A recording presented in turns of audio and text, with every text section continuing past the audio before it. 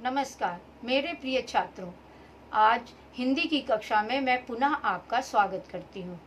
आज पिछली कक्षा में हमने हिंदी की कक्षा में आप निबंध के बारे में पढ़ा था।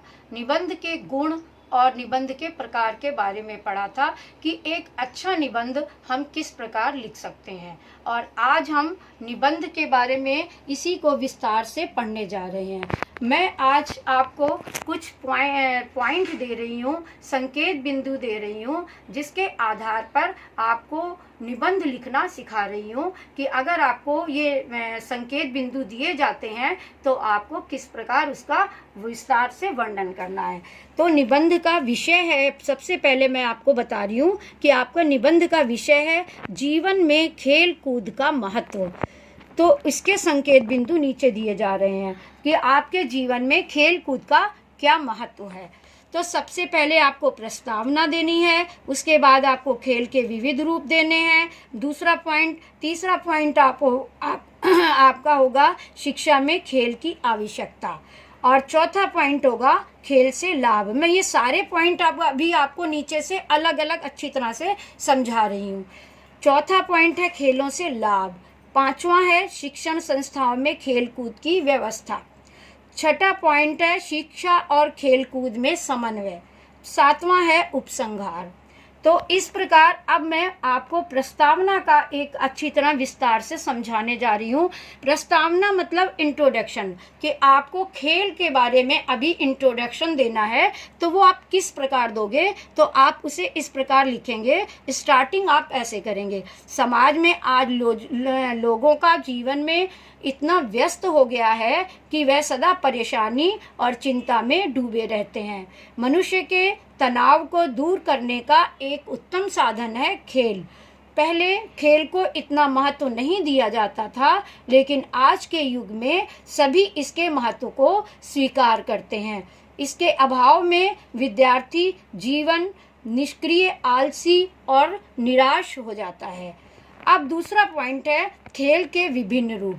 खेल के विभिन्न रूपों में आपको पता है खेल कई दो प्रकार के होते हैं, एक घर के अंदर खेलने वाले खेल और दूसरा घर के बाहर खेलने वाले खेल। तो आपको इस पॉइंट में उन खेलों का वर्णन करना है कि हम घर के अंदर कौन कौन से खेल खेलते हैं और घर के बाहर कौन कौन से खेल खेलते हैं। इस प्रकार आपके विभिन्न रूपों में वर्णन करना है।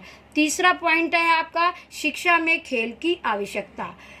अब आपको ये जरूर बताना है कि इसमें आप लिखें कि छात्रों के बौद्धिक तथा मानसिक विकास के साथ साथ शारीरिक विकास भी आवश्यक है।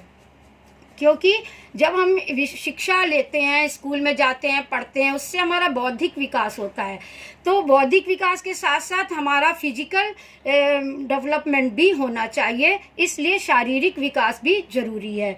दूसरा है बच्चों को पढ़ते पढ़ते थकान हो जाती है। वो थकान होने पर उसे तरोताज़ा करने के लिए हम खेल कूद जरूरी है। क्योंकि अगर हम पढ़ लेते हैं, उसके बाद अगर हम थोड़ा फ्रेश होने के लिए खेल कूद लेते हैं तो हमारा माइंड एकदम फ्रेश हो जाता है और हम फिर दोबारा पढ़ने बैठते हैं तो हम बहुत अच्छी तरीके से उसे पढ़ लेते हैं। तीसरा पॉइंट है शारीरिक विकास में भी इसका बहुत महत्व है। खेलों का ईमानदारी, न्याय आदि गुणों का विकास होता है। इसके द्वारा, खेल के द्वारा हम ईमानदारी भी सीखते हैं और न्याय, क्योंकि उसमें सभी रूल्स होते हैं, सभी खेलों में रूल्स होते हैं। तो उन रूल्सों का पालन करना और तब उनका सम्मान करना, तभी हम उसका वो कर सकते हैं।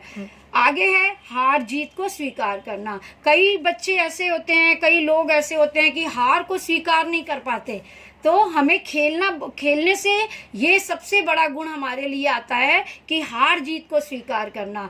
क्योंकि लाइफ में हमारे बहुत ऐसे समय आता है, कभी हमें हार भी स्वीकार करनी पड़ती है और कभी जीत। लेकिन अगर हार में कई बच्चे बहुत निराश हो जाते हैं और जीत होके वो बहुत ज़्यादा खुशी में, तो हमें इन दोनों में इक्वल रहना चाहिए। ऐसा हमें इनका समन्वय बनाकर चलना चाहिए।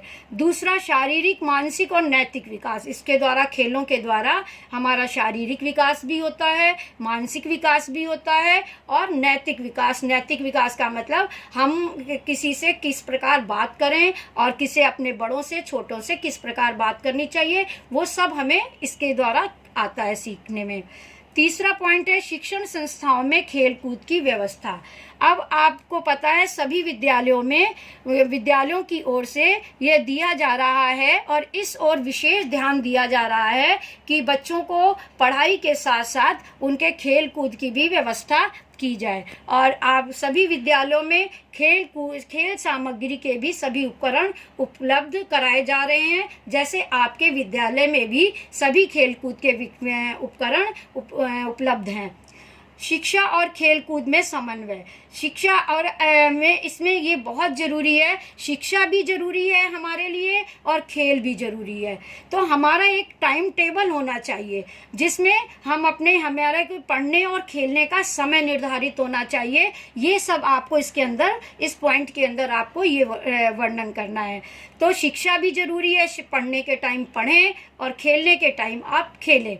तो और इन दोनों का समन्वय बनाकर चलना चाहिए। और उपसंहार में आपको इस प्रकार लिखना है कि इस प्रकार शिक्षा में तथा बच्चों के सर्वांगीण विकास के लिए खेल कूद का महत्वपूर्ण योगदान है। अतः सरकार को तथा विद्यालय प्रबंधकों को इस ओर विशेष ध्यान देना चाहिए। जब देश के भावी कर्णधार सुरक्षित और श्रेष्ठ होंगे तभी देश का भविष्य उज्जवल होगा। इस प्रकार मैंने आपको निबंध के संकेत बिंदु के द्वारा पूरे आपको विस्तार से समझाए हैं कि आपने कैसा उसका विवरण करना है। अब आप अभ्यास कार्य में इसी निबंध को आपको विस्तार से लिखने के लिए दिया गया है।